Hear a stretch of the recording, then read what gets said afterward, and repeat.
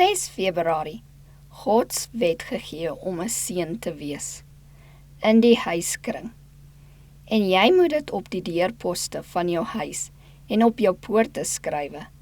Deuteronomium 6 vers 9. Van die vroegste tyd af het die getroues in Israel veel aandag aan opvoeding gegee. Die Here het beveel dat die kinders, self die babas, geleer moet word van sy goedheid en sy grootheid, veral soos dit in sy wet geleer en in die geskiedenis van Israel geopenbaar word. Deur sang en gebed en skriftuurlesings, wat vir die ontluikende gemoed berei is, moes vaders en moeders hulle kinders leer dat die wet van God 'n uiting is van sy karakter, en dat die beeld van God op hulle gemoed en op hulle siel afgeteken word, na mate hulle die beginsels van sy wet in die hart ontvang. As dit vir Moses belangrik was, om van die gebooie heilige liedere te maak, sodat die kinders die wet vers vir vers kon leer sing, waar hulle deur die woestyn getrek het, is dit ewe belangrik om Gods woord in hierdie tyd aan ons kinders te leer. Ware geluk in hierdie lewe en in die toekomstige lewe is afhanklik van gehoorsaamheid aan 'n so spreek die Here.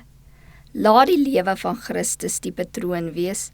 Die Satan sal elke moontlike plan bedink om hierdie hoë sedelike pyl af te breek, omdat dit dan kastig gans te streng is. Dit is u taak om u kinders in hulle jongste jare te laat verstaan dat hulle in die beeld van God gemaak is. Christus het na hierdie wêreld gekom om aan hulle 'n lewende voorbeeld te gee van wat hulle moet wees. En ouers wat voorgee dat hulle die waarheid vir hierdie tyd glo, moet hulle kinders leer om God lief te hê en om sy wet te gehoorsaam. Dit is die grootste en belangrikste werk wat vaders en moeders kan doen. Die groot hervormingsbeweging moet tuis begin. Gehoorsaamheid aan Gods wet is die groot spoorslag tot vlyt, spaarsaamheid, eerlikheid en regverdigheid tussen mens en mens. Edel ewewigtige manlikheid kom nie per toeval nie.